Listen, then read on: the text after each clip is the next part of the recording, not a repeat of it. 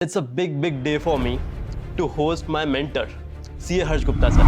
Pleasure is mine, Rohan. कि जब हम भी कोई CA कर रहे हैं, CS कर रहे हैं या सक्सेस अचीव करने की कोशिश कर रहे हैं ना, तो वो हम अकेले नहीं कर रहे होते, वो हमारे साथ हमारे पेरेंट्स भी कर रहे होते हैं। उन्होंने बिजनेस से, पैसे से, इन सब चीज़ों से मेरे को दूर रखा और एक गाइडेंस ये दी कि यार ये तेरा कोर्स है, यही ज़िंदगी बनाएगा एंड इससे you can not be deviate. क्योंकि मॉम्स आपके साथ उस कोर्स को मेरे ख्याल से और ज़्यादा जीती हैं कि डैड तो अपने काम में इन्वॉल्व है, मॉम तो पूरे टाइम घर पर है, तो शी मेक श्योर कि आप सुबह 5 बजे उठ रहे हो तो मॉम 4:30 बजे पहले उठ के तैयार रहती थी क्योंकि लंच पैक करना है। और मेरी वजह से मेरे पेरेंट्स फेल हो गए, वो चीज़ एक्सेप्टेबल ही नहीं थी। और नाम के आगे वो जो सीए आपने लगाया, आप जब वो अचीव कर लेते हो ना तो आपको क्या है, अब एक बार के लिए सब शांत है। हम चाहते हैं कि हमें अपनी 60 साल की ज़िंदगी के सारे आंसर आज ही मिल जाए और मिल ही नहीं सकते। लोग फेलियर को इतना ग्लोरीफाई करते हैं, तो उसके पीछे का रीज़न क्या है और आपको क्या लगता है, आपका क्या टेक है इस पे कि फेल होना बहुत ज़रूरी है क्या लाइफ में? As a middle class person आपके पास ज़िंदगी के अंदर मार्जिन ऑफ एरर बहुत कम होगा। आप अगर ये सोचते हो एक बार फेल हो गए, 2 बार 3 बार चलेगा, नहीं चलेगा। As a middle class person आपके पास इतना टाइम नहीं है।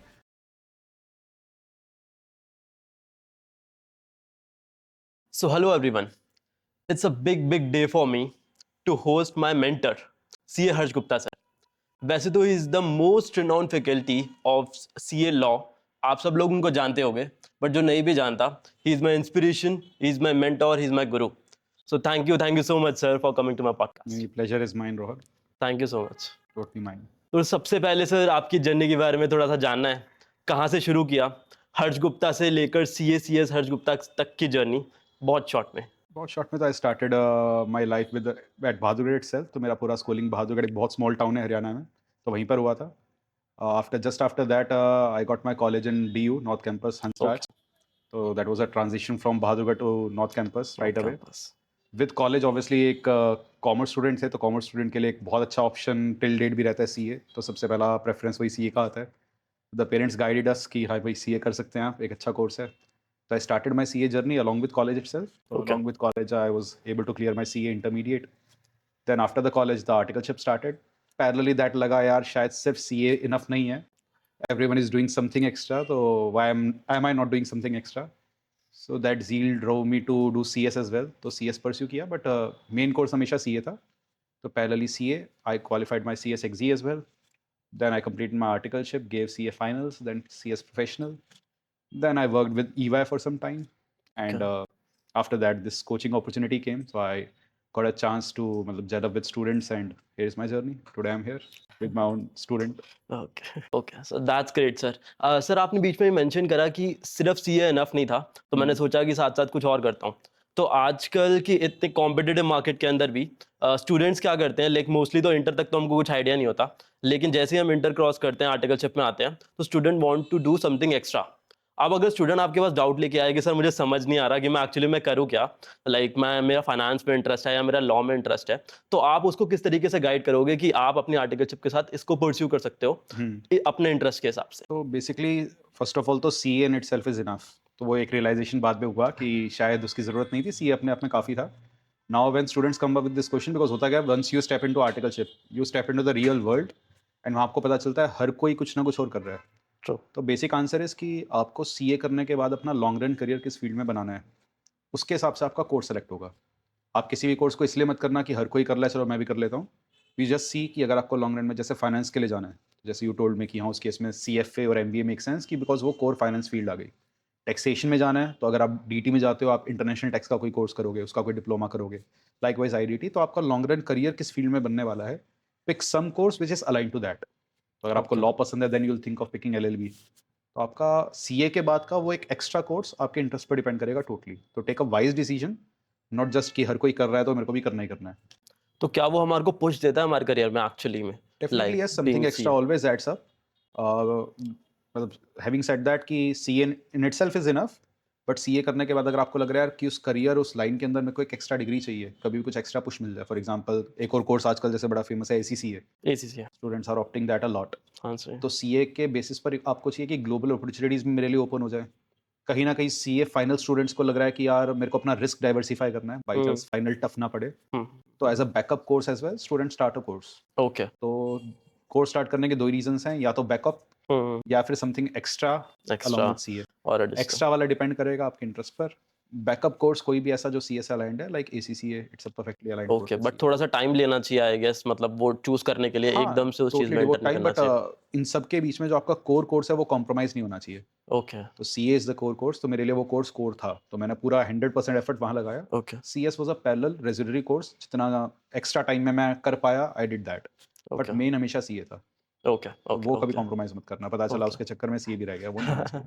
नहीं, दैट्स ट्रू, दैट्स ट्रू। हाँ। सर, मैं जब आपके बारे में ना रिसर्च कर रहा था, तो मेरे को आपकी एक 8 साल पहले की वीडियो मिली, जिसमें आप आशीष कालरा सर के मतलब वो इंस्टीट्यूट के हाँ, अंदर तब तो थोड़ा आई एक, वाज़ अ स्टूडेंट, मतलब आई जस्ट क्वालिफाइड इसीलिए। हाँ, तब आप क्वालिफाइड थे। तो उस टाइम आपने एक बात बोली थी कि जब हम भी कोई लाइक सीए कर रहे हैं, सीएस कर रहे हैं या सक्सेस अचीव करने की कोशिश कर रहे हैं ना, तो वो हम अकेले नहीं कर रहे होते, वो हमारे साथ हमारे पेरेंट्स भी कर रहे होते हैं। तो मुझे ये जानना है कि हमारी ये जर्नी के अंदर हमारे पेरेंट्स एक साइड और हमारे फ्रेंड्स, इनका हमारी लाइफ में क्या रोल रहता है जब हम इस जर्नी में होते हैं? सबसे देखो इम्पोर्टेंट रोल तो हमारे as a student as parents का रहता ही रहता है। मेरे केस में बड़ा सिंपल था कि मेरी mom she is a homemaker, तो she manages the entire home by herself.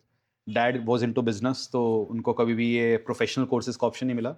अब बीइंग अ बिजनेसमैन उनको हमेशा लगता था कि वो जिस बिजनेस में थे वहाँ पर अपॉर्चुनिटीज़ लॉन्ग रन में बहुत ज़्यादा नहीं थी। ओके। तो वहाँ पर एक स्केलेबिलिटी आ चुकी थी, वो बिजनेस लाइफ साइकिल अचीव कर चुका था। तो ओके। उनको ये पता था कि लॉन्ग रन में अपने बेटे को बिजनेस में लाने से बहुत कुछ अच्छा इम्पैक्ट नहीं पड़ेगा। तो एक चीज़ जो मेरे डैड ने हमेशा अच्छी अच्छी करी, उन्होंने मेरे को बिज़नेस से हमेशा दूर रखा। ओके। तो उन्होंने एक दिन भी मेरे को बिज़नेस में इन्वॉल्व नहीं होने दिया, बिकॉज़ उनको ओके। पता था अगर एट दैट एज मैं बिज़नेस में इन्वॉल्व होना स्टार्ट हो गया और मेरा कोई इंटरेस्ट डेवलप हो गया, तो फिर मैं सीए पे फोकस नहीं रहूँगा। नहीं कर पाऊंगा। And with his experience he new कि उस बिज़नेस का लॉन्ग रन के अंदर स्कोप बहुत ज़्यादा नहीं है। तो उनकी तरफ से मेरे को एक बहुत बड़ा सपोर्ट था कि वो हमेशा मेरे को सीए की तरफ ही पुश करते थे, हमेशा ओके। दैट वे गाइड करते थे। उन्होंने बिज़नेस से, पैसे से, इन सब चीज़ों से मेरे को दूर रखा और एक ओके। गाइडेंस ये दी कि यार ये तेरा कोर कोर्स है, यही ज़िंदगी बनाएगा एंड इससे you can not be deviated.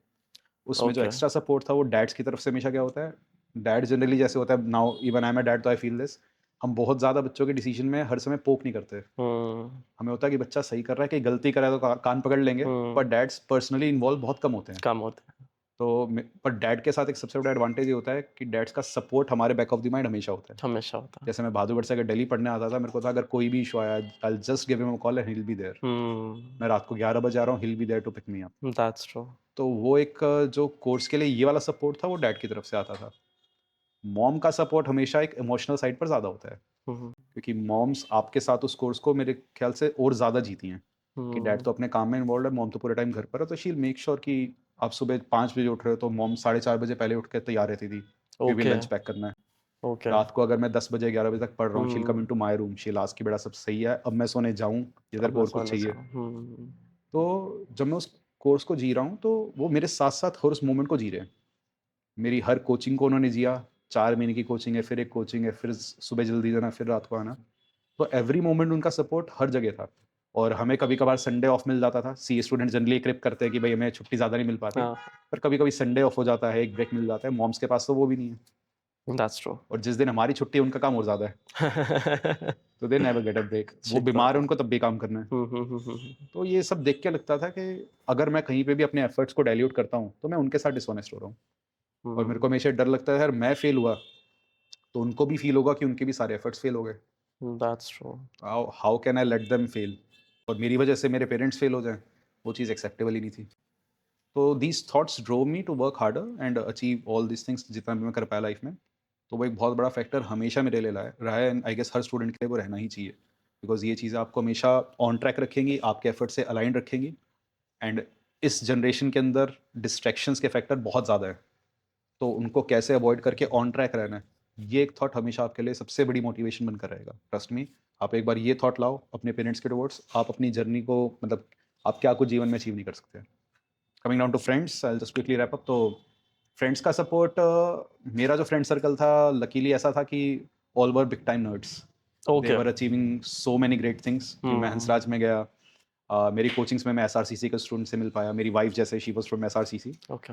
तो मेरा फ्रेंड सर्कल क्योंकि ऐसी स्टूडेंट से अलाइन था जो करियर फोकस बहुत ज़्यादा थे, तो उसमें दो एडवांटेज होते थे कि वो एक तो मेरे हर डिसीजन को समझते थे हम्म। कि भाई अगर ये करियर के चक्कर में क्लास की वजह से कहीं घूमने नहीं जा पा रहा, तो वो उस चीज़ को अंडरस्टैंड करते थे। वो कभी भी उसमें पोक नहीं करते थे कि यार तू पढ़ने में लगा हुआ है, why you not chilling out. तो they always supported on that front. Okay. Secondly क्योंकि हर कोई पढ़ने में इतना अच्छा था, तो खुद को भी लगता था यार कि अब कॉम्पीट भी करना है। Hmm. That was a friend cum competition for me. Competition for me. तो उससे कहीं न कहीं अपने एफर्ट्स भी बढ़ते गए। जैसे मेरी वाइफ़ ने इतना सब अचीव किया हुआ है, she was a ranker, rank 1 and all. तो उनको देख के लगता था मेरे को इनको बीट करना है, मेरे को इनको बीट करना है। मैं कर कभी नहीं पाया पर एक थॉट हमेशा चलता था, तो मेरे एफर्ट्स हमेशा बढ़ते जाते थे। हाँ, नहीं तो मेरे को भी यही लगता है कि ये चीज़ मैटर बहुत ज़्यादा करती है कि आपका पीयर ग्रुप कैसा है।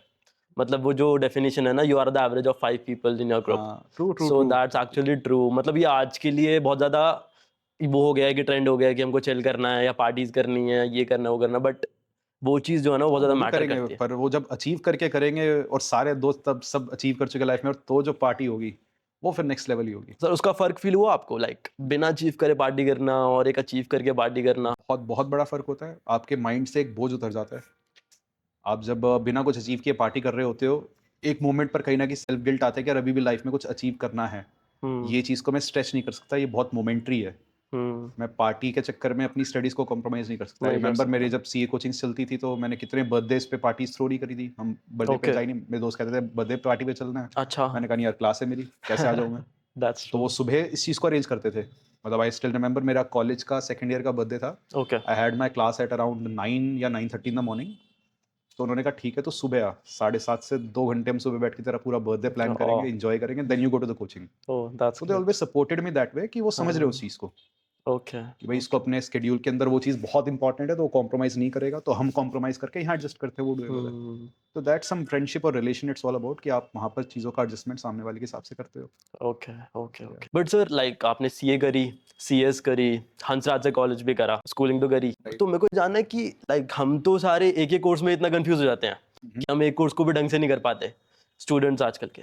लेकिन आपने 3-4 चीज़ें एक साथ मैनेज करी, तो आप टाइम अपना किस तरीके से मैनेज करते थे कि मतलब 24 घंटे से ज़्यादा तो नहीं हो सकते आपके पास, ट्रू। बट तो आप कहाँ से वो टाइम निकालते थे कि आप उन सब चीज़ों को एक ही गो में मैनेज कर रहे हो? नहीं, नहीं, पहले तो मैं ये कहूँगा भई आजकल तो स्टूडेंट्स और ज़्यादा डायनामिक हो गए हैं। मैं देखता हूँ कि स्टूडेंट्स कितने-कितने नई चीज़ों को ट्राई कर रहे हैं, जैसे आप ये पॉडकास्ट ट्राई कर रहे हो। तो अब तो ये है, नई जनरेशन तो बहुत चीज़ें नई-नई ट्राई कर रही है। हमारे टाइम पर तो बेसिक कोर्सेज़ वही ट्रेडिशन चल रहे थे, hmm, CA, hmm. MBA, CS, CM. और अब तो मैं बच्चों को देखता हूँ एसी, सीए, सीएफए, तो students are managing that. Now having said that, अब मैंने कैसे मैनेज किया, जैसा मैंने कहा मेरे लिए पाथ बड़ा सिंपल था। स्कूल तक स्कूल था। कॉलेज में बहुत ज़्यादा आपको एकेडमिकली टाइम डिवोट करना नहीं पड़ता। कॉलेज के एग्ज़ाम्स पास हो जाते हैं, पढ़ने की इतनी ज़रूरत नहीं होती। College more about networking. Networking. मेरे लिए पूरी जर्नी में कोर कोर्स हमेशा सीए था, हुँ, हुँ, एंड हुँ। मेरे 100% एफर्ट सीए में लगे। उसमें मैंने कभी कॉम्प्रोमाइज़ नहीं किया। एंड जब मैंने सीएस का ऑप्शन लिया, मैंने सबसे पहले कोर्स का करिकुलम देखा कि ये सीए से काफ़ी अलाइन्ड है, एंड ओके। यहाँ पर मेरे को टाइम ज़्यादा डिवोट नहीं करना पड़ेगा। हुँ, इट विल बी लाइक मैं शायद 3-4 दिन डिवोट करके भी सीएस का वो सब्जेक्ट मैनेज कर सकता हूँ जो सीए से अलाइन्ड है। हुँ, हुँ, हुँ। तो मैंने वही कोर्स पिक किया जिसमें मेरे को टाइम ज़्यादा डिवोट नहीं करना था।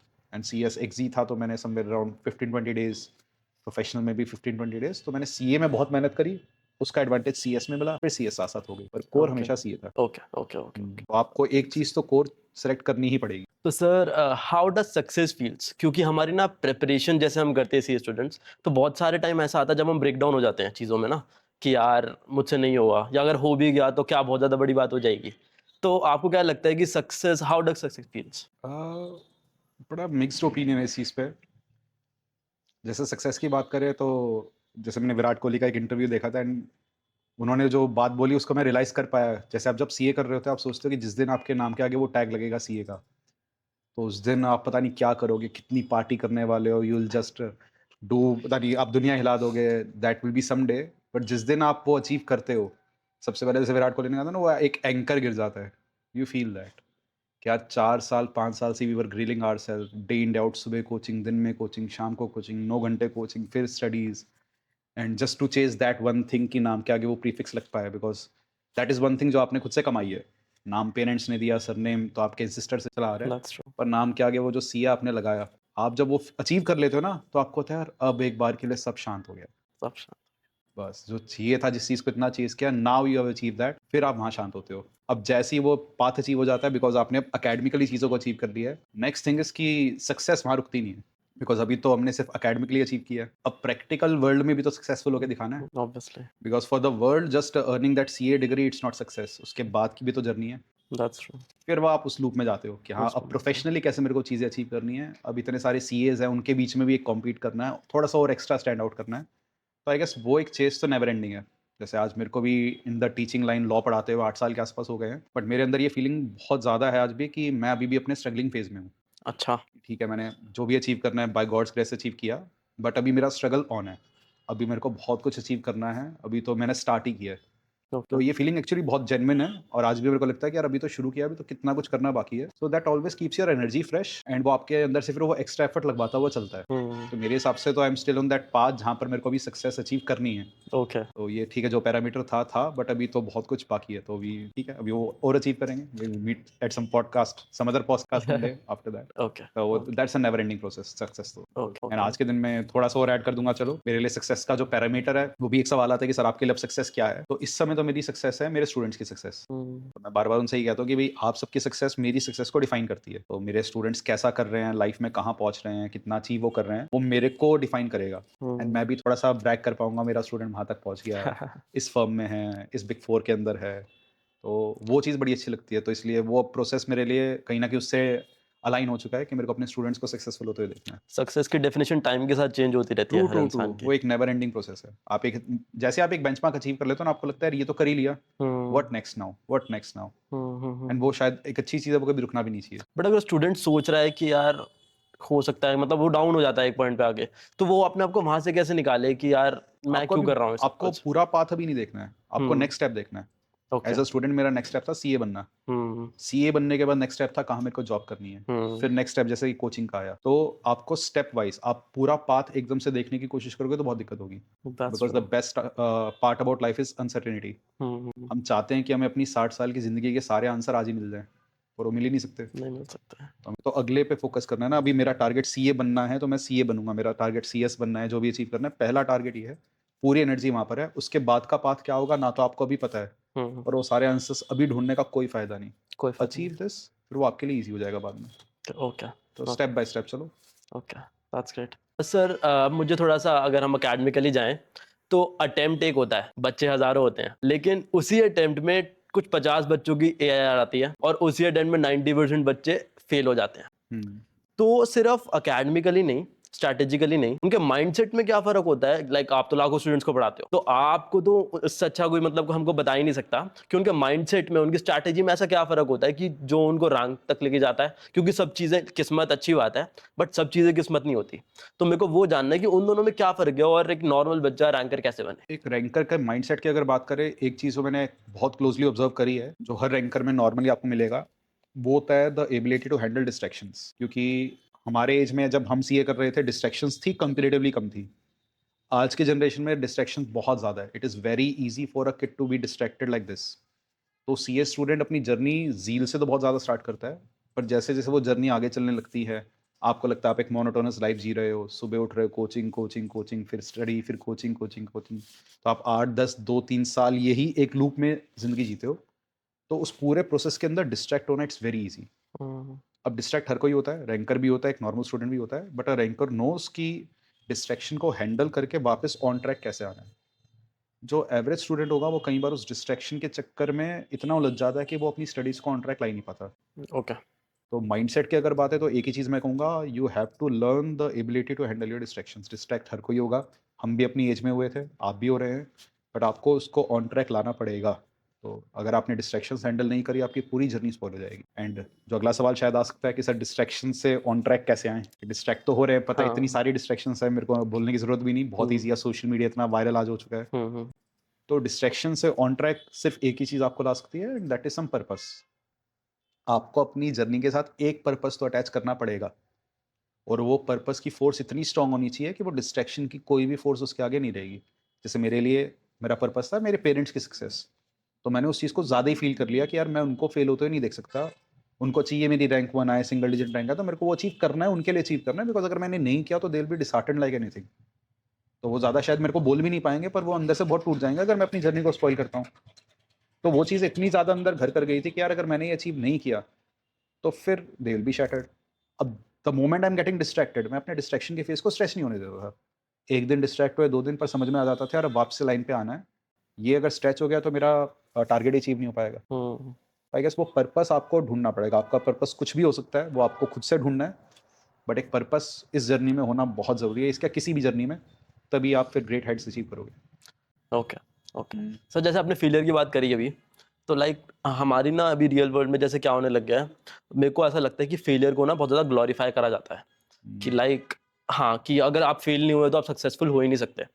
It may be true, it may be false, but मैं आपकी जर्नी देखता हूँ तो being an like 4 times all India ranker, मेरे को आपकी जर्नी में ऐसा नहीं लगता कि आप जल्दी से फेल हुए होगे, बट इट्स लाइक अकेडमिकली नहीं होगे। तो मेरे को जानना है कि लाइक लोग फेलियर को इतना ग्लोरीफाई करते हैं तो उसके पीछे का रीजन क्या है, और आपको क्या लगता है, आपका क्या टेक है इस पे कि फेल होना बहुत जरूरी है क्या लाइफ में? नहीं, मेरे को यहाँ पर एक चाणक्य की बड़ी फेमस लाइन याद आई है। उन्होंने एक बात कही थी कि you have to learn from the mistakes of other hmm, because you can not live long enough to commit all of them by yourself. That's true. तो आपको दूसरे की गलतियों से तो सीखना पड़ेगा। Coming down to glorifying the failure, उसमें क्या होता है कि अब सीए जैसे कोर्स की अगर बात करें, वहाँ पर पासिंग परसेंटेज बहुत कम है। कम। मतलब वहाँ 20 या 20-25% रिजल्ट आ जाए तो उसको कहते हैं यार पति बहुत बढ़िया रिजल्ट आ गया। तो लोगों की एक्सपेक्टेशन है 10 में से अगर 2 बच्चा पास हो रहा है वो बहुत बढ़िया चीज़ है सीए के अंदर। हम्म, तो 8 out of 10 students are failing. अब 8 में जो बच्चा फेल हुआ है, मैं मानता हूँ उसमें शायद 40-50-60% बच्चा ऐसा होगा जो जेन्युइनली हार्ड वर्क किया था, प्रिपरेशन में कहीं गैप रह गया एंड फेल हुआ। बट 30-40% बच्चा कई बार ऐसा रहता है जिसके एफर्ट्स जस्टिफाइड नहीं थे और वो बात उसको पता है। अब होता क्या, जब इतनी लार्जर ऑडियंस फेल होती है तो जब उनको गाइड करने की बात आती है तो मोस्ट ऑफ दी केसेस में हम गाइड इस तरीके से करते हैं कि यार ठीक है फेल हो गया तो एफर्ट लगा सही हो जाएगा। अब जिस बच्चे के थोड़े ऐसे एफर्ट्स कम थे वो तो उससे मोटिवेशन ड्रॉ करके पास होता है, वो ठीक है। जो बिल्कुल ही एफर्ट नहीं लगा रहा वो कहता है ठीक है इतना बच्चा फेल हो रहा है, ये कह रहे हैं पास हो जाएगा, failure is the part of process. तो आपको यही सोचकर चलना है कि failure is not an option for you.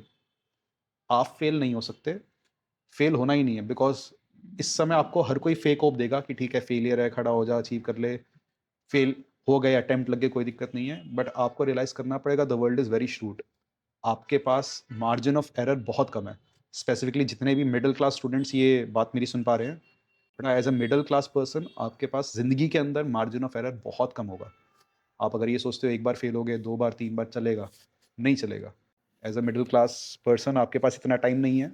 आपको लाइफ में बहुत ज़्यादा बहुत जल्दी जल्दी अचीव करना है, तो इसलिए वो बेंचमार्क अचीव करना बहुत ज़रूरी है। जैसे एक एग्जांपल के लिए, अगर आप फेल होते हो, एक अटेम्प्ट आपने सीए का फेल किया, उसकी अपॉर्चुनिटी कॉस्ट आप अभी मत सोचना क्या है, आप ये सोचना आप 60 साल की एज में एज अ सीए क्या कमा रहे होते हैं। तो अगर आप 4 महीने 6 महीने लेट सीए बने हो, तो अगर आप 60 साल की एज में लेट से साल का 1-2 करोड़ कमा रहे हो, so that's your opportunity cost जो आपकी फैमिली अभी बियर करेगी। द मेन पॉइंट इज आपको ये सब चीज़ें खुद के अंदर इनकलकेट करके सोचना पड़ेगा, because when you will start thinking like this तो फिर ऑटोमेटिकली आपके एफर्ट्स लगना स्टार्ट हो जाएंगे। हमें ये नहीं सोचना कि failure is okay, failure is never okay. अगर आपने माइंड में फेलियर को ओके बना दिया तो आपकी बॉडी वैसे ही ट्रांसलेट करके एफर्ट लगाने पड़ेगी। तो सारा खेल यहीं से चलता है। मैंने सोचा था भी मैं फेल नहीं हो सकता, फेल हो गया तो इसका तो बहुत बड़ा कॉस्ट है, तो बॉडी उस हिसाब से ट्रांसलेट हुई एंड टचवुड कभी वो फेलियर फेस नहीं करना पड़ा। तो it's all about this.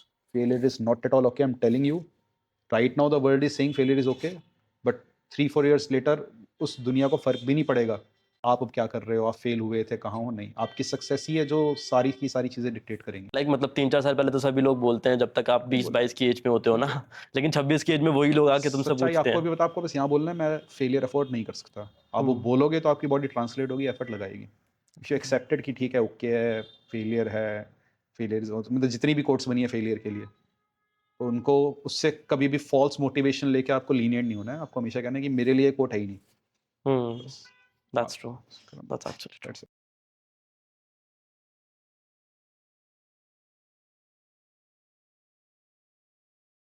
Sir जैसे हम फेलियर की बात करी तो लाइक एक स्टूडेंट है जो कि सी इंटर और फाइनल में है, हो सकता है उसके 2-3 अटेम्प्ट्स लग गए हों।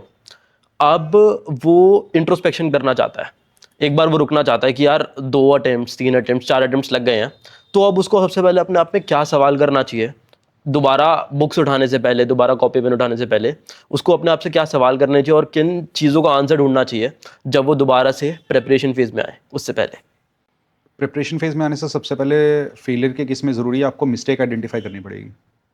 Without proper identification of mistake आप उस चीज़ को सुधार ही नहीं सकते। क्योंकि जब हम बार बार फेल होते हैं ना, हमें हर अटेम्प्ट के बाद ये लगता है कि यार मैंने करा तो सब कुछ था, मैं दोबारा भी पढ़ लूँगा, एफर्ट भी लगा लूँगा, बट दोबारा एफर्ट भी मैं सेम ही लगा रहा हूँ। तो मैं अपनी जर्नी की प्रिपरेशन में तो कुछ बदल ही नहीं रहा, तो फिर रिजल्ट कैसे बदलेगा। तो you have to identify that mistake कि आप गड़बड़ कहाँ कर रहे हो। अब वो मिस्टेक आइडेंटिफिकेशन या तो सेल्फ इंट्रोस्पेक्शन से हो सकता है कि आप खुद से उस चीज़ को आइडेंटिफाई कर पा रहे हो, वरना गो टॉक टू समवन जो आपको लगता है कि आपको आपके मिस्टेक्स आइडेंटिफाई करने में हेल्प करता है। बिकॉज जब उस जर्नी में होते हैं हमें लगता है यार हम एफर्ट तो सारा लगा रहे हैं पर कोई ना कोई तो मिसिंग पॉइंट था ना, वो मिसिंग पॉइंट हमें नहीं मिल पाता, तो it's always good to talk to someone to find that missing point. It can be any teacher, आपका कोई सीनियर है, इट कैन बी एनीवन जो आपको लगता है कि आपकी मिस्टेक आइडेंटिफाई करने में हेल्प करेगा. बिकॉज एक वो ऑडिट में आता है ना, सेल्फ रिव्यू थ्रेट. तो वो सेल्फ रिव्यू थ्रेट प्रिपरेशन में भी होता है कि अपनी प्रिपरेशन में मिस्टेक निकालना हमारे लिए बड़ा मुश्किल होता है. दूसरा उस जर्नी को देखकर बता पाएगा, तो वो आपके लिए बहुत ज़रूरी है to identify the right mistake. अब जैसा आपने कहा, जैसे मेरे 3-4 अटैम्प्ट लग गए, तो 3-4 अटैम्प्ट होते ही अब एक रिस्क क्या आ गया है कि यार शायद फिर उस केस में सीए के ऊपर एक क्वेश्चन मार्क आ गया है. तो आपको अब एक कॉन्फिडेंस चाहिए इस चीज़ का कि मैं पेपर को ज़्यादा कॉन्फिडेंटली अटैम्प्ट करूँ. कॉन्फिडेंटली अटैम्प्ट करने के लिए एक ओपिनियन, आपको एक बैकअप कोर्स स्टार्ट करना पड़ेगा. फॉर एग्जाम्पल, आपने जैसे ACCA का एग्जाम्पल आया, आपने ACCA पिक कर लिया, तो अगर आपने CA के साथ साथ ACCA क्रैक करते चले, तो आपके माइंड से ना एक प्रेशर हटेगा.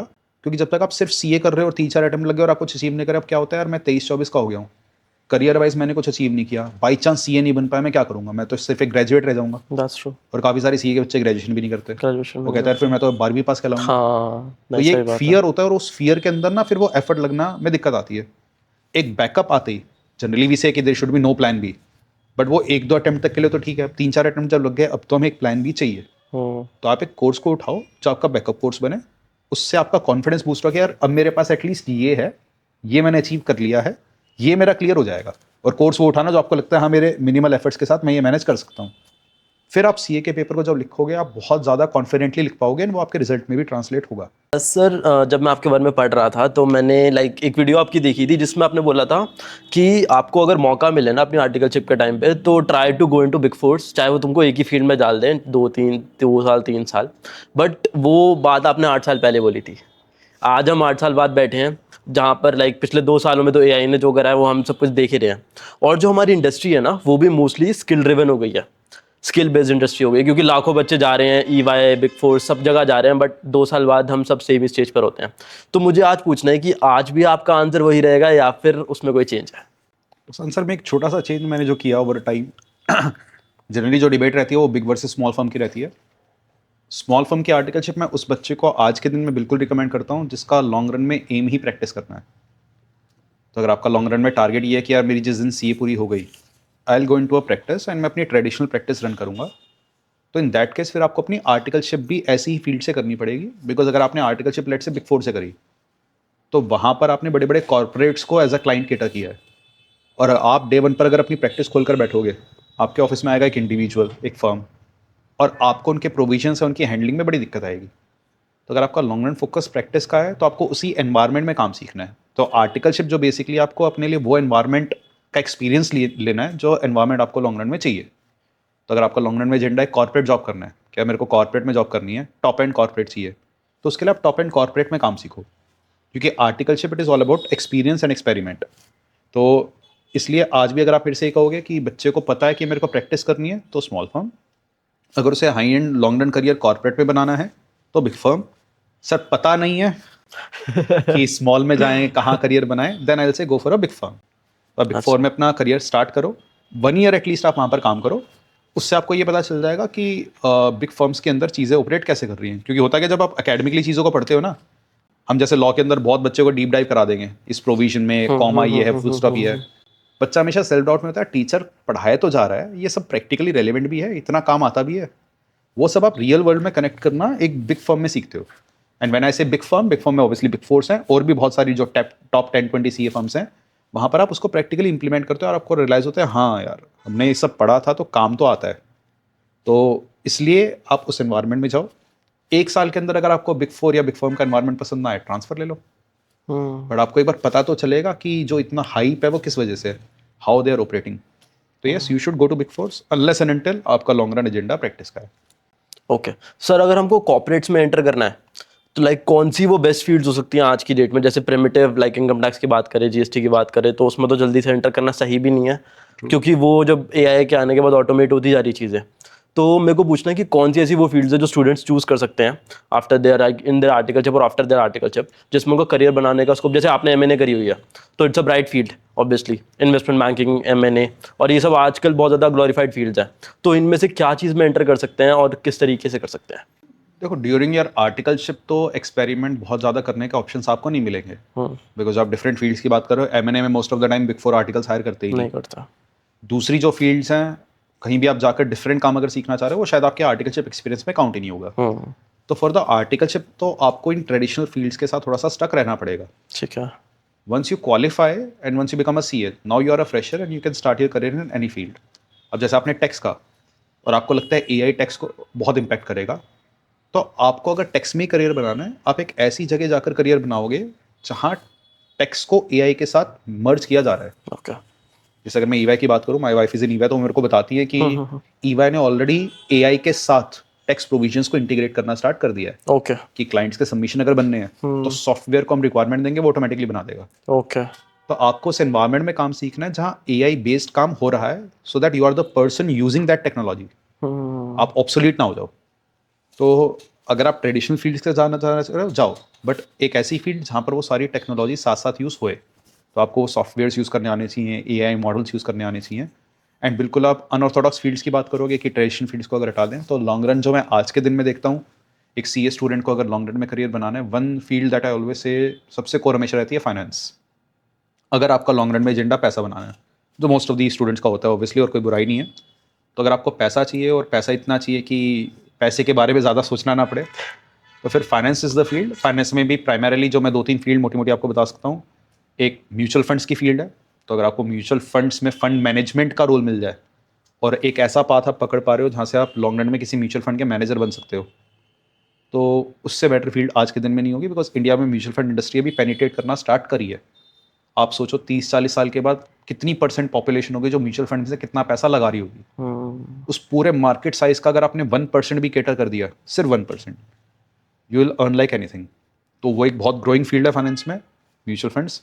एक इन्वेस्टमेंट बैंकिंग हमेशा कहने में आता है, एक आप मर्चेंट बैंकिंग फील्ड भी एडिशनली ऐड कर सकते हो, जो प्राइमरी मार्केट एंड IPO से कनेक्टेड होती है। तो जो मर्चेंट बैंकर्स होते हैं वो IPO मैनेजमेंट में हेल्प करते हैं। तो जिस स्पेस पर अभी IPOs आ रहे हैं और आने वाले 50 साल में आएंगे, तो वो फील्ड बहुत ग्रोइंग है। तो in nutshell finance, but finance भी इन एरिया से कनेक्टेड फाइनेंस, तो ये हमेशा ग्रोइंग रहने वाला है। एक और फील्ड जो आजकल काफ़ी सारे rankers, top and rankers opt कर रहे हैं, दैट इज़ मैनेजमेंट कंसल्टेंसी। तो वो भी एक ऐसा एरिया है जो बहुत ग्रोइंग है, बिकॉज वो बहुत डायनेमिक है। वहाँ पर आपके पास डिफरेंट प्रोजेक्ट्स हैं, डिफरेंट क्लाइंट्स हैं, एंड उससे आपको एक business in and out run करना आ जाता है। तो management consultancy is one area जो हमेशा डायनेमिक रहेगा, न्यू लर्निंग होगी, एंड लॉन्ग रन में अगर आपको अपना भी कुछ स्टार्ट करना है, वो हमेशा आपको एक एज प्रोवाइड करेगा।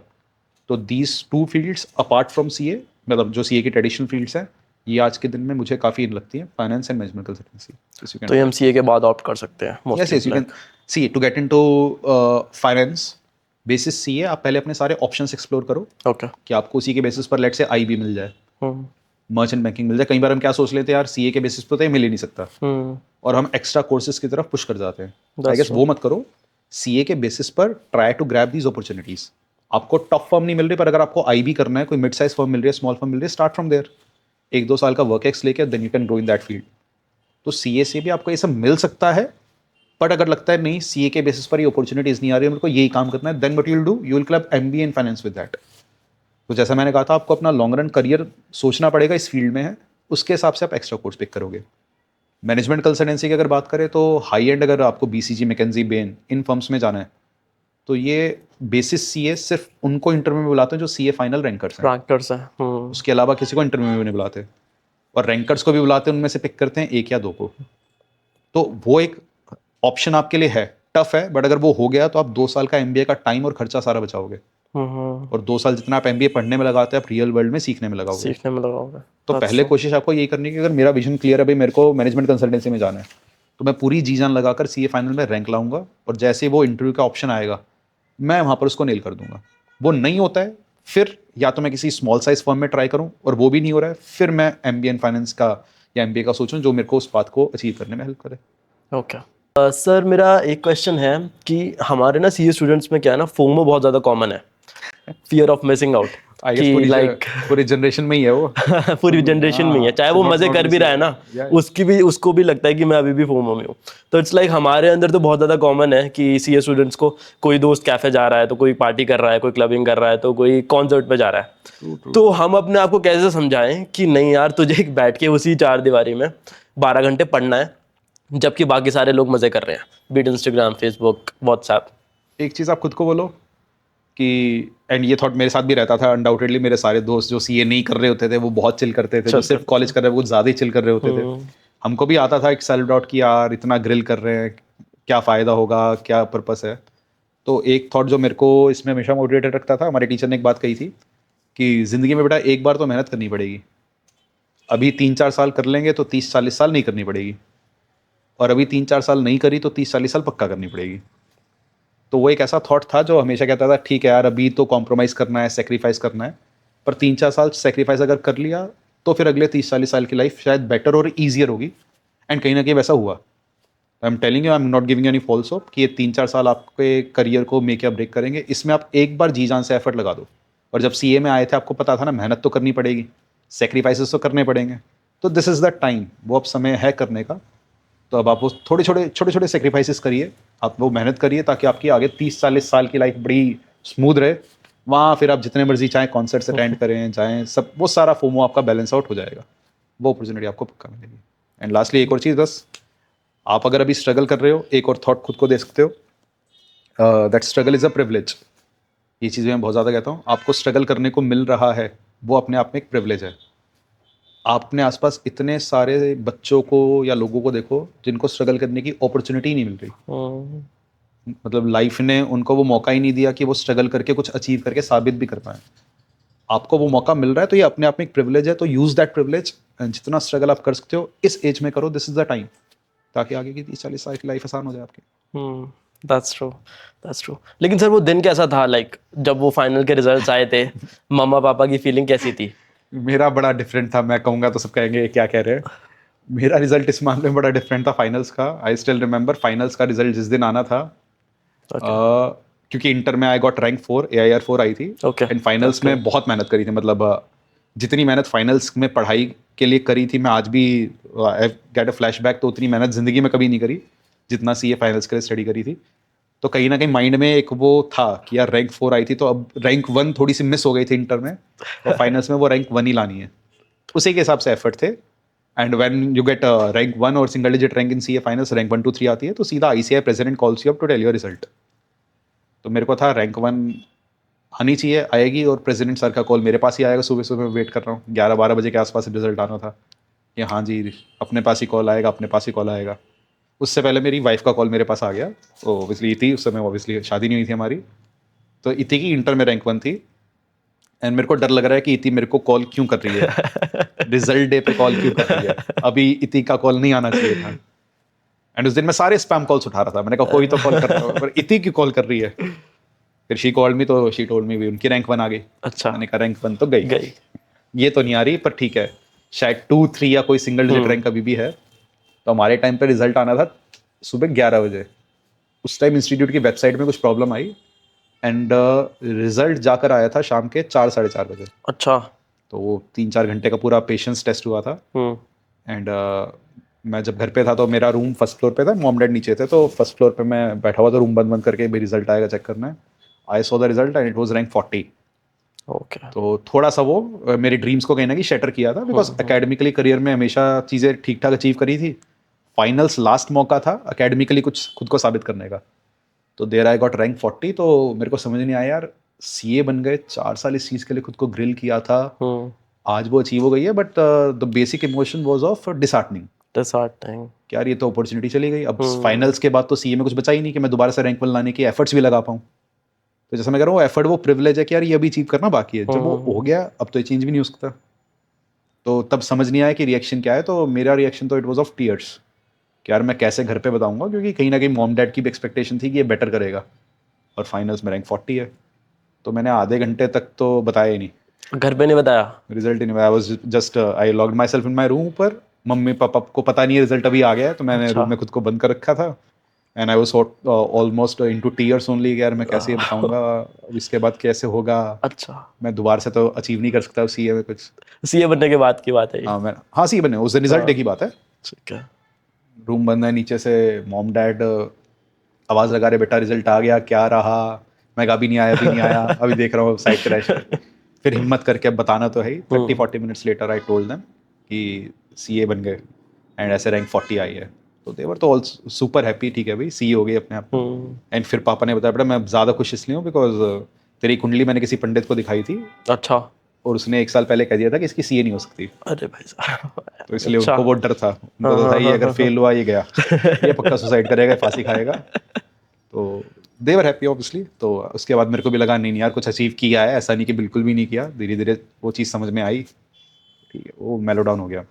ओके ओके, मतलब मिक्स फीलिंग थी उस दिन तो मिक्स्ड आपके फीलिंग बहुत थी, मतलब ज़्यादा। बहुत super happiness, emotions, not achieving what you wanted to achieve, सब मिक्स था। पर ठीक है, उसमें एक ही चीज़ बस ये कहूँगा जो मैं स्टूडेंट्स को हमेशा कहता हूँ कि जैसे मैंने टारगेट रैंक 1 का किया तो शायद मेरी रैंक 40 आई। हम्म अगर मैं 40 या 50 या सिंपल रैंक का टारगेट कर रहा होता तो शायद वो भी नहीं आती। और मैं सिर्फ पास होने का टारगेट कर रहा होता तो शायद पास भी नहीं होता।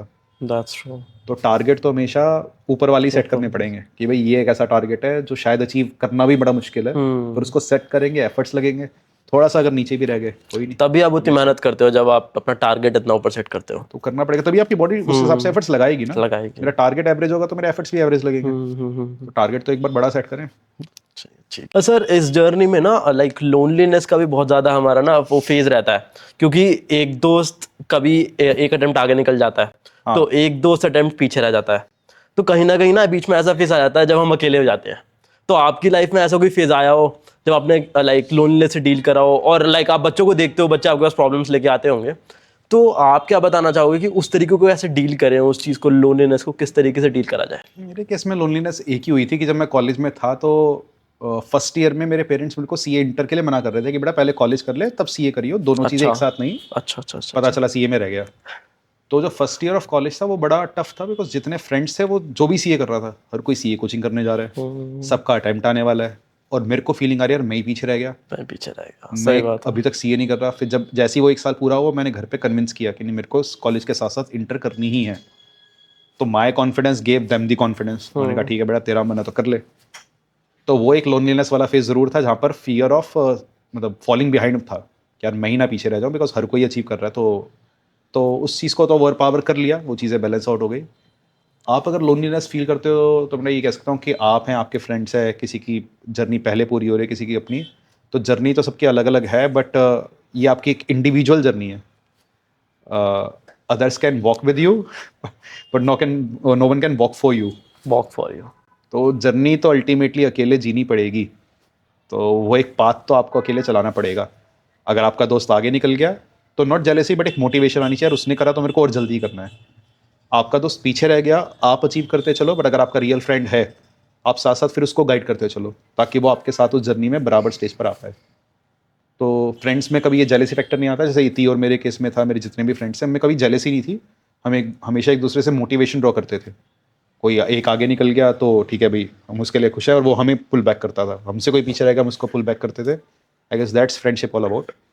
तो लोनलीनेस तो बिल्कुल फील नहीं करना, बिकॉज लाइफ जो जर्नी है वो अपने अकेले की बड़ा दूसरे लोग साथ कनेक्ट होंगे, पर अपनी जर्नी को अगर अच्छा बनाएंगे तो साथ वाले भी थोड़े खुश ज़्यादा होंगे और उनकी जर्नी और ईजी हो जाएगी। तो आपको यही सोचना है कि ये वन मैन शो है, तो आपकी life it's your show, you have to handle it. Iti ma'am का क्या रोल था सर आपकी लाइफ में? लाइक काफी बार उनका जिक्र हो गया, तो उनके बारे में बात ना की जाए तो। जिक्र इसलिए हो गया बिकॉज पूरी सीए जर्नी में from the beginning to the end Iti साथ ही थी। ओके। तो I was from Hansraj, she was from SRCC। Oh. तो हमारी सीए फाउंडेशन तो हमने खुद अलग अलग करी थी।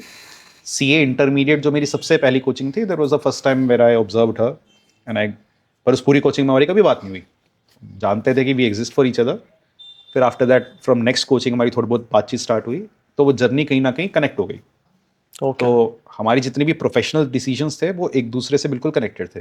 ओके। तो सीए इंटर का जो मेरा अटेम्प्ट था वो उनका था, ओह। CS करनी है नहीं करनी है वो डिसीजन कलेक्टिव था। CS एग्जी का अटेम्प्ट सेम, फाइनल का अटेम्प्ट सेम, प्रोफेशनल का अटेम्प्ट सेम, अच्छा। उसके बाद जॉब किस कंपनी में करनी है उसका डिसीजन भी डिसीजन के सेम। साथ तो वो पूरी जर्नी इतनी ज़्यादा लाइन थी, इसलिए पूरी जर्नी में बार बार उनका जिक्र आ जाता है, बिकॉज हर डिसीजन उनसे कनेक्ट होकर लिया था। एंड वो कनेक्ट होने का पर्पस एक रीज़न ये भी बना कि भाई उन्होंने इतना सब अचीव कर रखा है। शी वॉज 12th में इंडिया टॉपर, SRCC टॉपर, तो I was very fascinated by this thing, क्योंकि उनसे मिलने से पहले तो अपन अपने माइंड में थे हम ही हम हैं हमसे ऊपर तो कौन ही होगा, ये एक फैक्टर था कि अभी पढ़ने में तो इतना एफर्ट लगा दिया अब कौन ही आगे होगा। उनको देखकर लगता था, और उनका जो एक्यूमेंट था वो जिस हिसाब से चीज़ों का एनालिसिस करती थी, लगता था यार नहीं यार अभी तो लाइफ में बहुत कुछ करना है, ये तो बहुत आगे निकली हुई हैं। तो उन्होंने मेरी जर्नी में मेरे को बहुत ज़्यादा इस वे में मोटिवेट किया कि क्योंकि वो इतना अचीव करती हुई चल रही थी, मैं तो बस चेज़ ही कर रहा होता था। या मेरे को भी ये भी करना है, मेरे को भी ये अच्छा नेक्स्ट टाइम मैं एआईआर बन लाऊँगा, अच्छा नेक्स्ट टाइम मैं लाऊँगा। तो शायद वो मेरे को और एफर्ट डालने के लिए हेल्प करता गया। ओके तो relations at times become your distraction, but it was never a distraction for me, okay because हमारे लिए हमारा करियर टॉप प्रायोरिटी था। रिलेशन कभी भी वो top priority as a student नहीं था, ना होना चाहिए। दैट्स ट्रू एंड हम दोनों ने इतना कुछ अचीव किया, शायद इसलिए फिर आगे कभी कोई हर्डल ही नहीं आई। प्रोफेशनली के बाद हम रिलेशन में भी आए, शादी भी हुई, पेरेंट्स भी इजीली कन्विंस हो गए, तो the path becomes easier. Sir इति मैम जैसे आपके साथ लाइक प्रिपेयर कर रही थी हर स्टेज पे, तो उनके अंदर आपको क्या एक एक्स फैक्टर, लाइक खुद के अंदर तुम कभी ना एक्स फैक्टर ढूंढ नहीं पाते, हमेशा कोई दूसरा जना बताता है, तो इति मैम से ऐसा क्या था जो आपने सीखा हो और आपको बाकी स्टूडेंट्स उनको बिल्कुल अलग लगा हो, कि उनकी हर चीज़ में like all India rank 1 easy तो होता नहीं है, like inter final C S, inter C S final, S R G C top, तो वो क्या था कि एक्स फैक्टर की जो जिसने उनको सबसे अलग बनाया? आई गेस वही एक एम, वो डेडिकेशन की भी ये चाहिए तो ये चाहिए। शी जो इथि का बेसिक नेचर है वो ये है कि उनको जो सबसे ज़्यादा डिससेटिस्फाई करता है वो होता है कि अपना बेंचमार्क अचीव ना करना। तो अगर रैंक 1 का टारगेट था, she will just grill herself like anything. तो बहुत एफर्ट लगाती थी, माइंड उनका बहुत ज़्यादा शार्प था। मेरे को आज भी एक क्लास का इंसिडेंस याद है। हम सी इंटरमीडिएट की टेक्स्ट की एक कोचिंग ले रहे थे, ओके तो उसमें we two classes from M K Gupta sir. तो उस समय वो क्लास में क्वेश्चंस पूछते थे और स्टूडेंट्स आंसर करते थे। उन्होंने एक बार एक क्वेश्चन पूछा, मैं उसको एनालाइज ही नहीं कर पा रहा हूँ, एंड इतनी स्टेज पर चली गई, ओके उन्होंने आंसर भी सॉल्व कर दिया और उस क्वेश्चन के अंदर भी उन्होंने एक और ऐसी बात बता दी जो क्वेश्चन ही मेरे माइंड में नहीं आया। अच्छा तो the question did not stuck in my mind, and वो उसका बताकर सॉल्यूशन भी दे गई। तो मेरे को लगा मेरी थिंकिंग तो वहाँ तक पहुँच ही नहीं पाई, वो कैसे अचीव कर रही है। तो उससे कहीं ना कहीं लगा यार कि इनका माइंड भी बहुत शार्प है, एफर्ट्स भी बहुत ज़्यादा है। बट एक चीज़ जो थी कि केस में हमेशा रही थी कि वो इतना अचीव करने के बाद भी आप उनसे कभी मिलोगे, आपको लगेगा ही नहीं कि she has achieved anything. Okay तो शी स्टे सो सिंपल। तो हम में जैसे कई बार ईगो, मेरे में भी ईगो आ जाता था यार, अगर अपन रैंक में अचीव कर रहे हैं, हाँ हाँ हम ही हैं, ठीक है बता देंगे।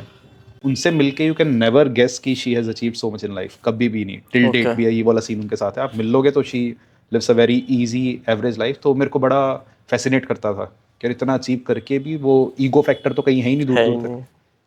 तो ये सब चीज़ें थी, एंड शायद उसीलिए मैं फैसिनेट भी हुआ, and she is my wife today.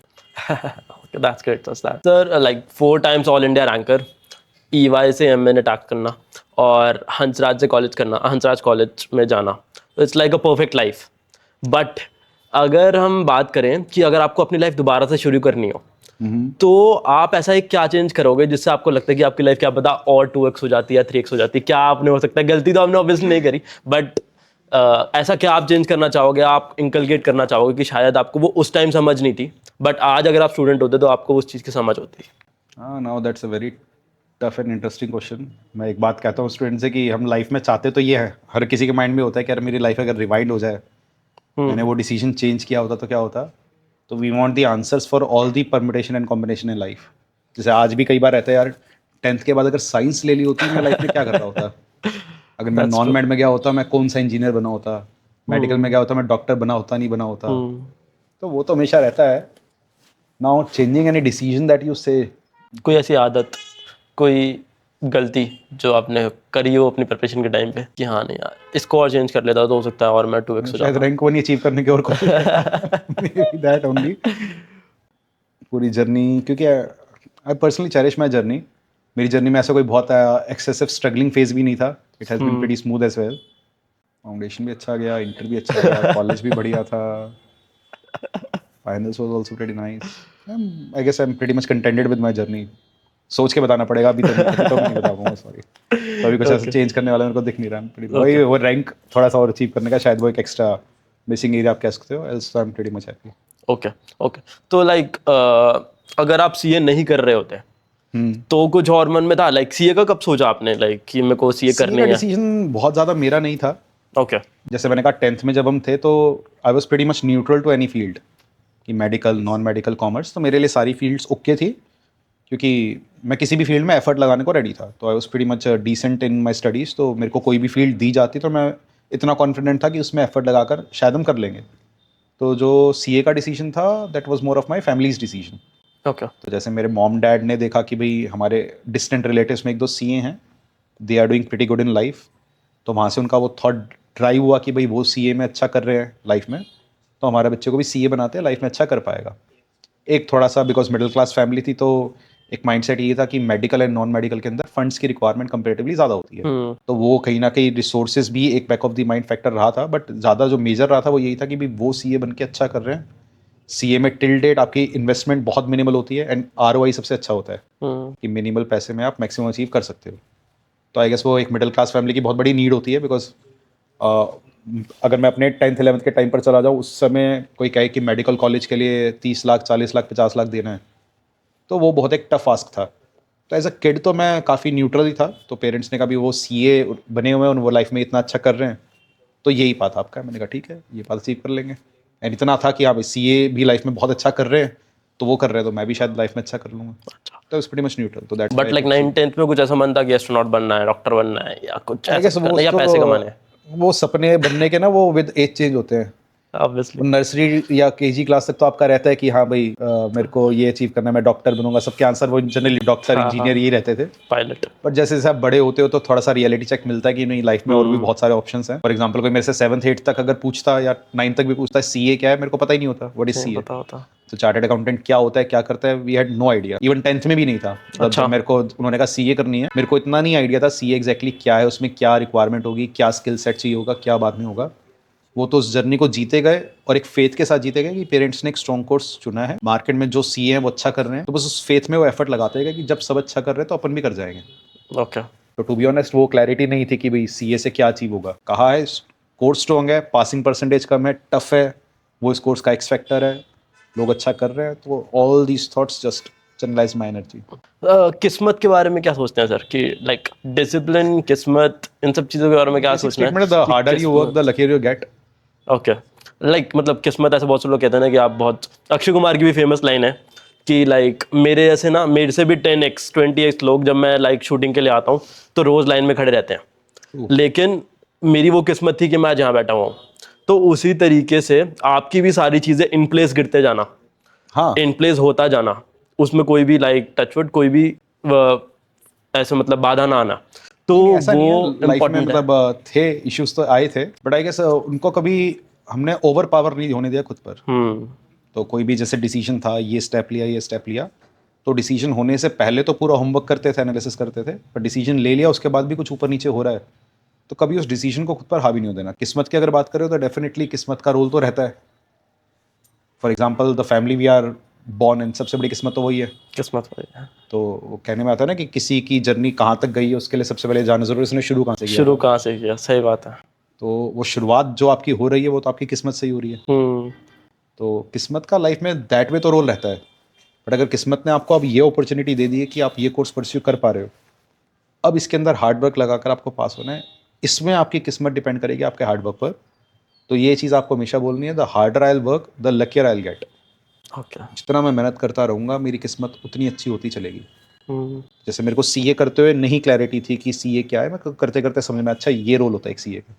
CA करने के बाद क्या करना है ये नहीं पता था। जैसे सीए इंटर में जब मैंने स्टार्ट की जर्नी, मेरे को बिग फोर्स का आइडिया रहता, बिग फोर्स क्या होते हैं, ओके।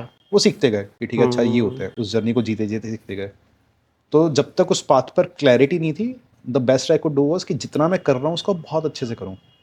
तो मैंने सीए के हर सब्जेक्ट को बहुत अच्छे से पढ़ा, beat tax, beat law, beat audit, whatever it is, पूरी जी जान लगा कर पढ़ा, क्योंकि मेरे को क्लैरिटी नहीं है कि मेरे को अपना लॉन्ग रन करियर कहाँ बनाना है। तो जैसे ही मैं सीए बना मेरे पास सारे ऑप्शंस खुल गए।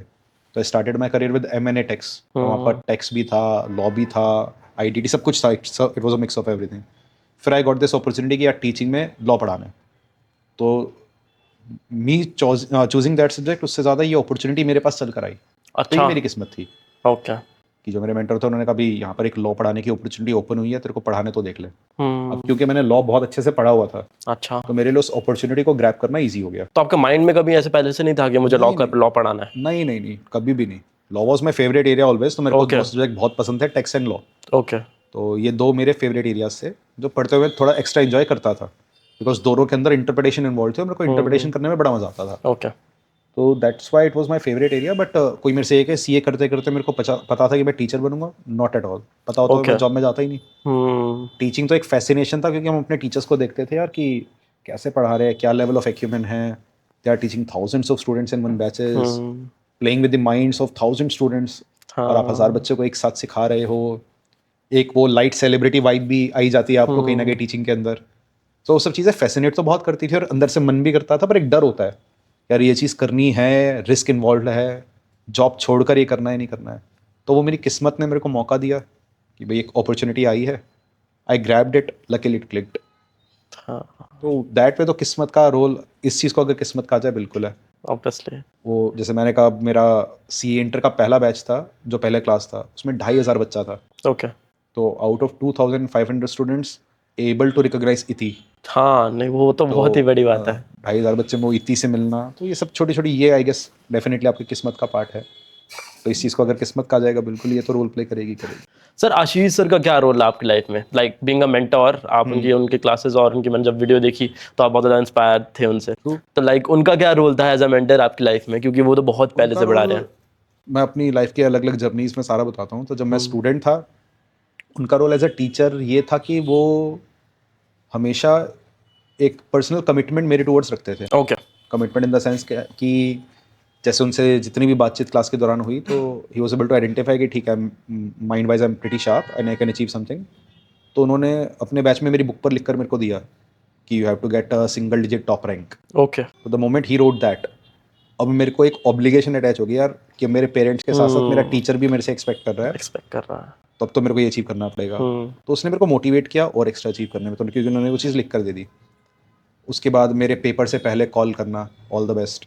ओके। तो ये स्मॉल स्मॉल थिंग्स ही, स्मॉल जेस्चर्स। हाँ वो जेस्चर्स, वो उनके लिए तो बहुत छोटी सी बात है, क्योंकि इनके लिए हज़ारों बच्चे, किसी भी बच्चे को कॉल करना बोलना, पर मेरे लिए तो बहुत बड़ा बहुत बड़ा। एक चेंज हो जाता था कि टीचर का कॉल मेरे लिए आ गया और मैं कैसे एफर्ट ना लगाऊं। That's true. तो एज अ स्टूडेंट तो उन्होंने वो परफेक्ट टीचर का दैट वे रोल प्ले किया कि उन्होंने हमेशा वो मोटिवेटेड रखा थ्रू आउट द जर्नी।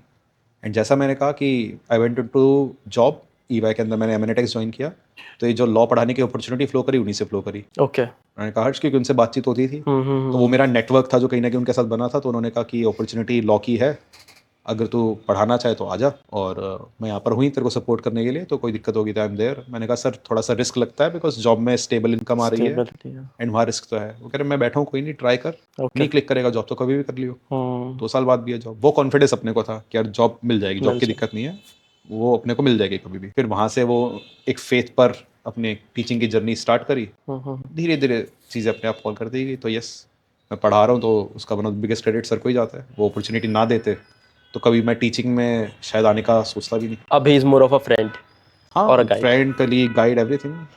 बिल्कुल professionally I get to share stage with him, तो अपने टीचर के साथ स्टेज शेयर करने को मिल रहा है, तो it's an honour as well. Honour, one of the biggest honours of हाँ, लाइफ। बाकी sir always feels young only, तो मैं फ्रेंड बोलूँगा तो वो ज़्यादा खुश होगा। मेरे लिए तो mentor and everything that. That's sir, आपने नेटवर्किंग की बात करी अभी कि नेटवर्किंग किस तरीके से काम आई आपकी लाइफ में, तो मुझे ये जानना है कि लाइक सीए स्टूडेंट्स तो ना जल्दी से नेटवर्किंग कर नहीं पाते। मैं भी नहीं कर पाता हम था, I was pretty bad at it, मतलब बहुत डर लगता था मेरे को। बहुत डर लग, बात करने में बहुत डर हाँ, लगता है। एक्चुअली तो लाइक आप उनको किस तरीके से मोटिवेट करोगे, या फिर आप उनको क्या गाइड करोगे कि वो नेटवर्क क्यों बनाए, नेटवर्क कैसे बनाए, और अब तो नेटवर्क बहुत how is network is net worth? बहुत बहुत ज़रूरी है आज के दिन में। Network is net worth now days.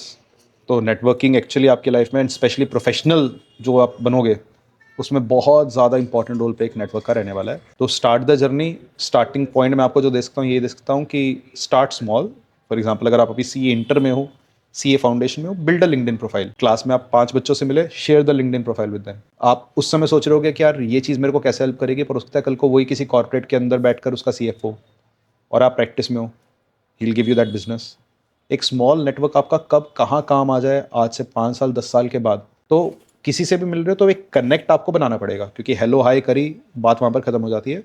Digital अगर एक भी कनेक्ट आपका कहीं से भी है, तो एक तो आपको पता रहेगा सामने वाला क्या अचीव कर रहा है, प्रोफेशनली आप क्या अचीव कर रहे हो, एंड किसी भी मोमेंट वो काम आ सकता है। तो वो रिलेशन तो आपको लाइफ में बनाते चलना पड़ेगा। स्टार्ट विद, हमें नहीं पता था, गाइड करने को कोई नहीं था, हम कह रहा हूँ आप सबसे पहले डे 1 आज एक ही काम करिए, लिंक्डइन पे अपनी प्रोफाइल बनाइए and start connecting with everyone else. जो मिले आपको, शेयर द लिंक्डइन प्रोफाइल कि भाई मैं लिंक्डइन पे रिक्वेस्ट भेज रहा हूँ, आप प्लीज़ एक्सेप्ट करें। बहुत ज़रूरी है, बहुत इंपॉर्टेंट है। बहुत ज़्यादा। कितने स्टूडेंट्स मेरे हैं जिनको उनकी आर्टिकलशिप बेसिस लिंक्डइन ही मिली, ओके। तो they got their articleship. I met one of my students, she was mentioning कि she was able to get investment banking in the articleship phase. Oh एक that's great. Student private equity में articleship कर रहा है, okay. वो just because of that LinkedIn network. LinkedIn network. तो that is one way you can start with, and definitely वो help करेगा। Okay. That's great sir. Sir बात करके तो बहुत मजा आया। एक छोटा सा रैपिड फायर राउंड मैंने शुरू हाँ, करा है, sure. तो 2-4 सवाल हैं जो Okay, आपसे पूछना चाहता चलो। हूँ। So sir first of all, are ranks overrated और they actually help? They actually help undoubtedly. How? आज भी आप बोलते हो 4 टाइम्स रैंकर, सुनने में तो बहुत अच्छा लगता ही है। एक प्राइम ऑफिस इमेज बनती है कि हाँ भाई कुछ एक्स्ट्रा अचीव किया होगा। बहुत सारी अपॉर्चुनिटीज आपके लिए बेसिस रैंक की ओपन होती है। जैसे मैनेजमेंट कंसल्टेंसी के इंटरव्यू के लिए अगर जाना है, you have to be a ranker. तो definitely it makes a big difference. Okay, so sir hard work और smart work, which one is the best? Obviously smart work clubbed with hard work itself, but yeah, smart work it's a must. आप एक ही direction में hard work करे जा रहे हो बिना ये देखे कि उस चीज़ को कैसे बैलेंस आउट करना है, कैसे स्मार्टली मैनेज करना है, तो वो पे बैक नहीं करेगा। जस्ट मतलब studying 16-17 hours a day non stop, that is also hard work. But आपको क्या कब पढ़ना है, अगर आप उसको प्रॉपरली फ्रेम करोगे ही नहीं, तो इट्स ऑफ नो यूज़ ना। तो स्मार्ट वर्क तो बहुत ज़रूरी है। That's true. One mindset that guarantees failure? That guarantees failure failure. To be very easily distracted by anything. I guess distraction is the cause of failure. अगर आप distract नहीं हो रहे हो तो आप कुछ भी अचीव कर जाओगे। आप हर चीज़ से बहुत जल्दी डिस्ट्रैक्ट होते हो तो फेलियर आपको मिलेगा। बिकॉज एक बार जैसे युधिष्ठिर ने कहा था, एक ही ऐसी चीज़ होती है जो हवा और लाइट से भी ज़्यादा तेज़ है, वो होता है आपका मन। तो इसको बांधना बहुत ज़रूरी है। ये आपको कहाँ से कहाँ ले जाता है। आप पढ़ रहे हो, पता नहीं कहाँ मनाली पहुँच जाओगे, पहाड़ों में पहुँच जाओगे। तो वो डिस्ट्रैक्शंस को बांधना बहुत ज़रूरी है। तो दैट्स माई आंसर। या and one mindset that guarantees success? same, the ability to handle distraction, the answer is same. So if you can handle those distractions, because वही आपको फेलियर की तरफ लेकर जा रहा है, अगर वो distractions आपने हैंडल कर ली तो वही सक्सेस की तरफ लेकर जाएगा। तो लाइफ तो आपको हर मोमेंट पर डिस्ट्रैक्ट करने के बहुत सारी चीज़ें हैं। डिस्ट्रैक्ट तो आप बड़ी इजीली हो जाओगे, तो वो बैलेंस करना आपको आना चाहिए, how to handle that. Funniest doubt any student had asked you? There are lots of them. The one that I can like अभी इंस्टेंटली जो याद आया, मतलब प्लीज डोंट माइंड जिस भी बच्चे ने वो डाउट पूछा, अगर बाई चांस वो देख रहा है, ऐसे कोई हार्ड फीलिंग्स नहीं है। क्योंकि मेरा मानना है बच्चे होते हैं तो बचपने वाला डाउट बच्चा ही पूछेगा, और कौन पूछेगा। तो आई रिमेंबर कि कोई आज से 5-6 साल पुरानी बात है, पेपर आने वाले थे and the student was texting me, sir 2 महीने बाद अटेम्प्ट है, मैं जिम कंटिन्यू रखूं या छोड़ दूं? तो या as a teacher we get these doubts. Okay, one thing that keeps you grounded? keeps me grounded. Yeah. I guess 2-3 answers हैं उसके। एक तो हमेशा वो ग्राउंड से होकर उठे हैं, तो ग्राउंड लेवल को बहुत क्लोजली देखा है, तो इसलिए वो पता है कि यार लाइफ में कितनी चीज़ कितनी मेहनत से बिल्ड हुई है। दूसरी जो ग्राउंडेड हमेशा रखती है, when ever you achieve something, मैं जब भी कुछ अचीव करता हूँ मेरे को दिखता है मेरे से ज़्यादा कितने लोगों ने कितना कुछ अचीव कर रखा है, तो अभी तो वो लेवल बहुत बाकी है। तो जैसा मैं कह रहा हूँ, मेरा वो माइंड में मेरा स्ट्रगलिंग वाला फेस कभी खत्म ही नहीं हो रहा है, बिकॉज मेरे को दिखता है अभी वो भी अचीव कर रखा है, वो भी अचीव कर रखा है, तो I M contented with my life. But this helps me keep me grounded कि यार मैं किस चीज़ के लिए ईगोइस्टिक बनूं जब सामने वाले इतने सारे लोग दुनिया में इतना सब कुछ एक्स्ट्रा अचीव कर बैठे हैं। तो मैंने तो मेरे माइंड में भी कुछ भी नहीं अचीव किया, I have so much to achieve. तो फिर वो ईगो किस चीज़ के लानी है? आज मेरे को मेरे पास सब कुछ है, मेरे से ज़्यादा कितने लोगों के पास बहुत कुछ है, चाहे उनकी थिंकिंग के टर्म्स में, चाहे उनके पैसे के टर्म्स में, हर लिहाज में you will always find some examples better than you, obviously. आपको उसको एग्जांपल ढूंढने हैं and that will help you keep to be grounded. Okay sir, any favourite car? Like are you fond of cars? Not much, ऐसा तो नहीं है। मतलब मैं कोशिश यही करता हूँ कि मटेरियलिस्टिक चीज़ों से दिल ज़्यादा ना लगाऊं। बट यार मतलब बचपन में एक फैसिनेशन फरारी का ज़रूर था, बचपन में था। ओके, तो जब बहुत डिस्कवरी पे मैंने फरारी का पूरा एक शो देख लिया था कि हाउ इट गेट्स असेंबल्ड, वो कितना ज़्यादा अच्छा करते हैं, वो मतलब उस हद तक होता है कि इंजन की आवाज़ गाड़ी के अंदर आएगी या बाहर आएगी, they can do that modification to fastest car. तो वो एक ऑब्सेशन किसी ज़माने में फरारी का रहा था। Okay, so do you think have you achieved, are you settled in life now? I am very much contented with my life. मतलब मेरे लिए सबसे बेस्ट जो मेन चीज़ मेरी लाइफ में है वो है पीस ऑफ माइंड। तो बाय गॉड्स ग्रेस वो भगवान ने मेरे को दिया हुआ है, एक बहुत अच्छी फैमिली दी हुई है, तो वो सबसे अच्छी चीज़ है। तो in terms of contentment I am so much contented, इतने सारे बच्चे दिए हैं, सबका प्यार मिलता है डेली बेसिस पर। तो आई एम तो living my dream life, that with I am very much contented, I am very happy. Okay, so thank you so much sir for coming to my podcast. इस conversation में बहुत मजा आया, और future में 1-2 episodes तो और बनते हैं। पक्का thank you sir, thank you so much. Mine guys, thank you.